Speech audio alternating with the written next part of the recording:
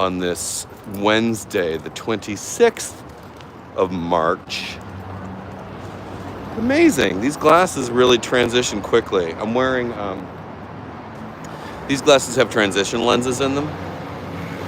And I'm sort of impressed with how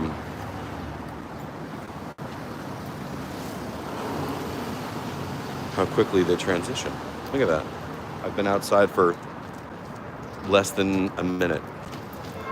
Crazy. I hope everyone's doing all right, all things considered today. Hump day, Wednesday. What's in the news? Signalgate. Oh my God.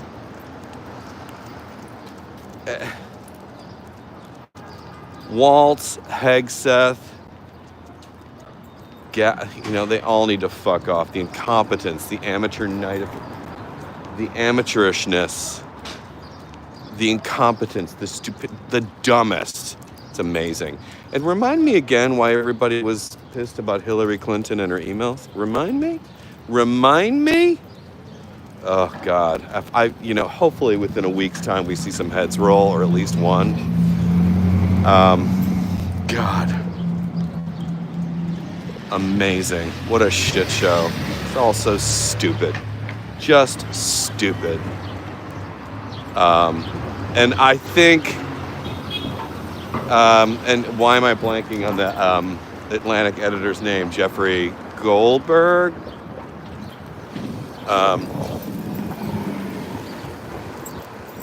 What a scoop. It is the news story of a career. That's amazing. Imagine being a reporter or a journalist and literally this falls into your lap or literally into your phone. You're just part of this group chat about this top secret military shit.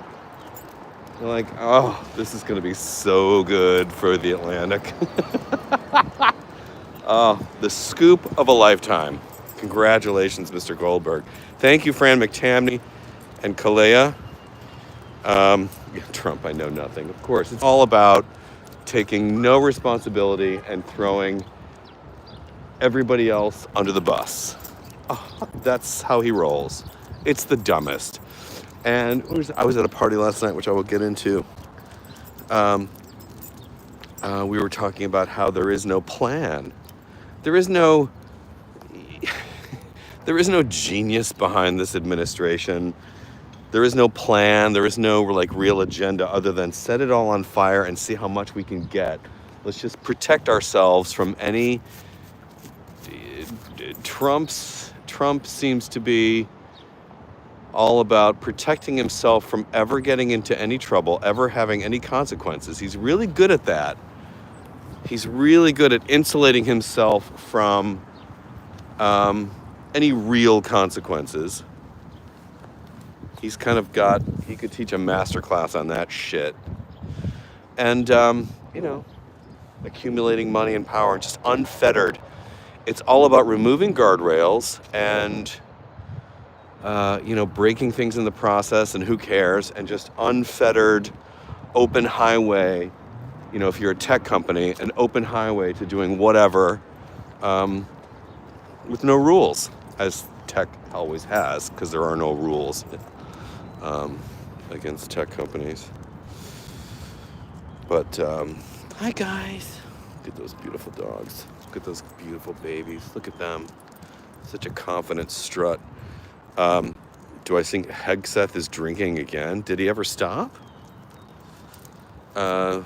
If he claimed he stopped, I'm calling bullshit as someone who has a, unofficial master's degree and PhD and how that whole drinking thing works. Yeah, no.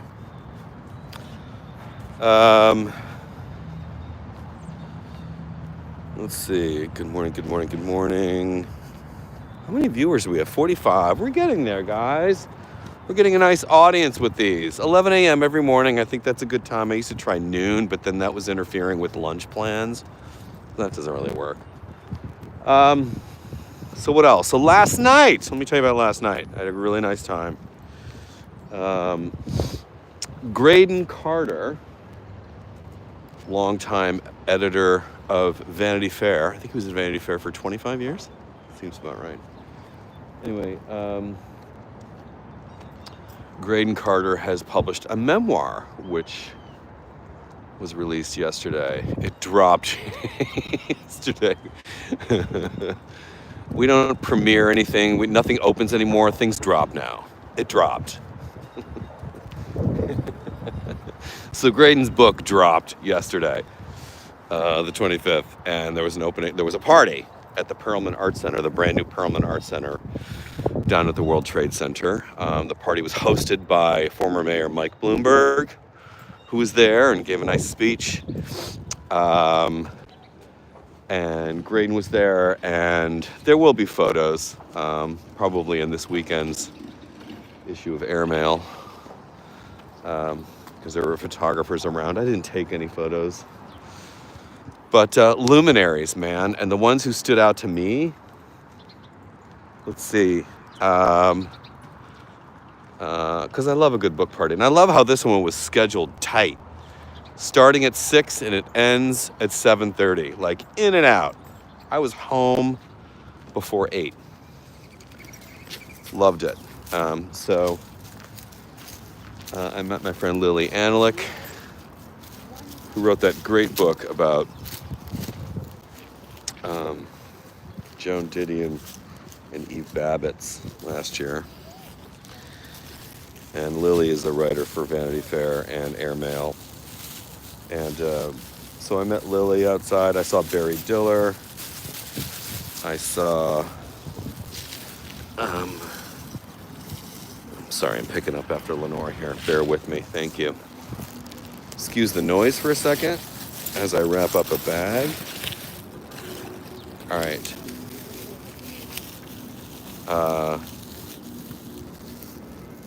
Was Graden on Morning Joe? Good for him. And was I dressed to the nines? I'm going to talk about that in a second too, but I wore my Navy uniform. I'll tell you about that in a second. But anyway, the names I saw. Okay, I saw Barry Diller, Gay Talese, legend, Ken Auletta. Also, like, such a handsome gent with his beautiful wife. I think her name is, God, I'm going to get it wrong. It's not Bitsy, it's something. Benke, that's it. With his beautiful wife. Such a handsome couple. And he's just like, if you've ever read anything by Ken Auletta, like I remember we read Three Blind Mice in college because I was a communication major. It was like go-to reading, and it was about the three networks, ABC, NBC, and CBS. But Ken Auletta most recently wrote Hollywood Ending about Harvey Weinstein. Ken Auletta is just like, he's a fucking god to me. Ken Auletta was there. Gay Talese, another god to me. If you have never read his 1960, 67, 68 profile on Frank Sinatra for Esquire called Frank Sinatra Has a Cold, get into it. Martha Stewart was there. She looked at me and winked. I can die now. Martha Stewart was there. Mike Bloomberg, of course. Kurt Anderson, who co-founded Spy magazine with Graden. Kurt Anderson, and a great writer, a great thinker. One of our brightest blue flame thinkers. Who else? I ran into Victor Garber and his super handsome hubby, Reiner Andreessen. God, they're such a good-looking twosome. Christine Baranski, had a nice chat with her. Christine and Victor and I were the ones who just had a laugh about how nothing premieres anymore. It's just things drop. And she looks so chic, and she was there with her beautiful daughter. So it was a nice party. Oh, my friend Tammy Haddad, she's a Washington player. Tam was there. Yeah, it was an amazing room, and probably a lot of people who I like physically don't recognize, but whose work I would recognize. Some names I don't know. Anyway, it was a great room. I have the sheer privilege. I sent Graden a note this morning For those of you who don't know, like, why would I be at that party? I am an occasional contributor to Airmail, Graden's current magazine, digital magazine. If you're not a subscriber, get into it. Airmail is fantastic. So I just sent Graden a note this morning, and he emailed me back. He's such a good communicator. He's very prompt. And I said, I thanked him for just congratulated him on the memoir, which I've started, by the way. It's so good. And then I congratulated him on the memoir and thanked him for just like having me around. And he got back to me like within 15 minutes, like, damn, dude, aren't you busy this morning? Well, I know he is. Anyway, it's really a privilege. It is such a professional privilege for me to be in that orbit. So that's why I was there. And always good to be around. What did I wear? I wore what has become, you guys, the older I get, because I don't want to have to think about it. I just want to know. As a man, I think it's probably easier. My navy suit. I wear blue. I wear navy blue the way Tom Ford wears black. My standard uniform is. Wait, hold on a second. Really like your videos, George. Greetings from Delhi, India. Wow, thank you so very much. Meher Vaughn, am I saying that right? Very generous of you. Thank you so very much. What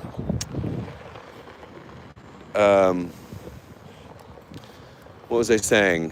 What was going on before? I wear navy the way Tom Ford wears black. And that is a tailored navy suit. Got to get it tailored. I will sometimes wear a white dress shirt, but lately I've been getting into wearing like the light blue dress shirt and a solid navy tie. Like, it's very monochrome and boring to some people, but I'll tell you something. In a sea of men who either don't give a fuck and have kind of given up and looks like slobs, and then there's the other extreme where men are just like really fussing over like the right bright electric Muppet blue window pane blazer. Or for example, like they're just kind of overdoing it.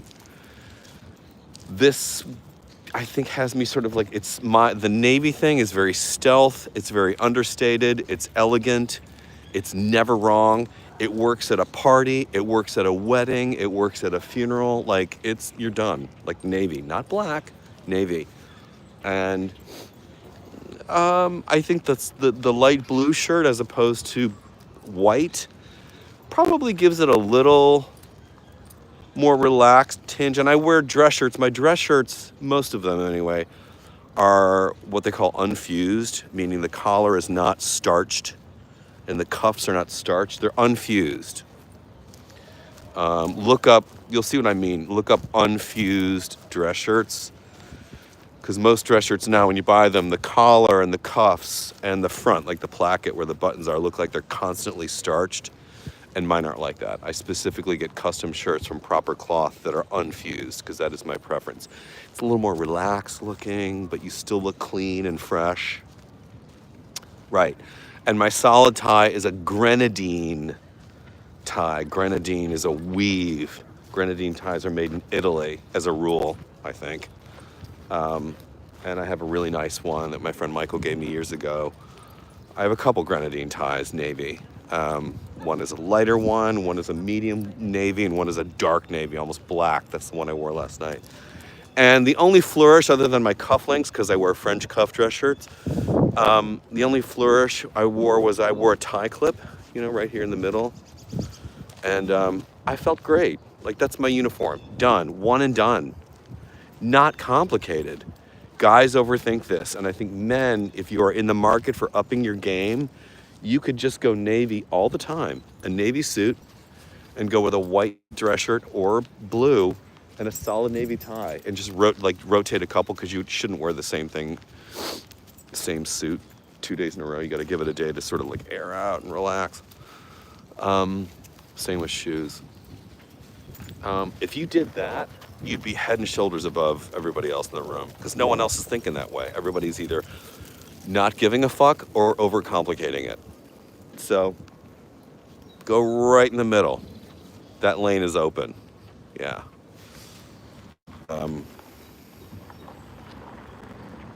Navy has to be dark, though. Agreed. Yeah, dark navy. That's what I mean. I mean, I'm assuming that you understand that that's what I mean. The navy I'm talking about is dark, almost midnight. But it is like if you look in the... Sorry. My phone rang, which was rude.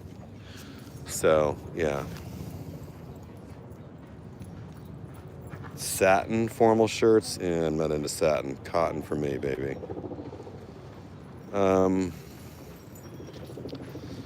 Navy suits on a woman. I love tailored kits on a woman. And speaking of Graden Carter, I read an excerpt where he talks about, getting his first custom suit at Anderson and Shepherd in London. And when he met Fran Lebowitz, she was interested in Anderson and Shepherd really was interested in only dressing men, but Fran Lebowitz wanted custom suits. And so they both have custom tailored kits from Anderson and Shepherd, Fran Lebowitz and Graden. Love that. She has a uniform too. Fran's got the cowboy boots, the jeans, the Oxford button-down shirt. Is she wearing a tie? Usually not. No, she's kind of open. I'm surprised I didn't see her last night, actually. I've never met her, and I would really like to. Let's see. Have you heard about the new Naomi Watts, Bill Murray movie? Yes, the dog movie. I want to see that. It's great. I'm assuming it's great. It looks really good. It's on my list. I'm a huge Naomi Watts fan, so yeah, I'm into that. And so that's it. And also before I check out here, because I got to listen to some podcasts for work. Chelsea Handler's got a new special out on Netflix. I watched it last night when I got home. Super fun. And I'm catching up with Daredevil: Born Again. Really good. Dark. I love it. I love it when a superhero story, like a Marvel thing, goes dark. And a TV show can do that because it's got a limited appeal, and I think they know that. Yeah. Daredevil goes dark, and it's not afraid to, and I like that. What podcast, please? Today I got to listen to Office Hours, Prof G, Scott Galloway. I listen to Up First on NPR every morning. There is always a midweek special episode of On the Media with Brooke Gladstone that I love. It's such a great show. And there's an episode for the Puck Universe, The Powers That Be, and what's the one that Matt Bellamy hosts? Oh, The Town. I like their podcast because it's, Washington, it's money, entertainment, culture, fashion sometimes, actually. I like Puck, The Powers That Be. So that, something in my inbox today that alluded to something about YouTube. Like we're listening or we're watching on it right now. Anyway, I've talked too long, so I try to keep this down to 15 minutes. I love you guys. I will talk to you tomorrow. Have a great Wednesday. Be kind to each other. All right, later.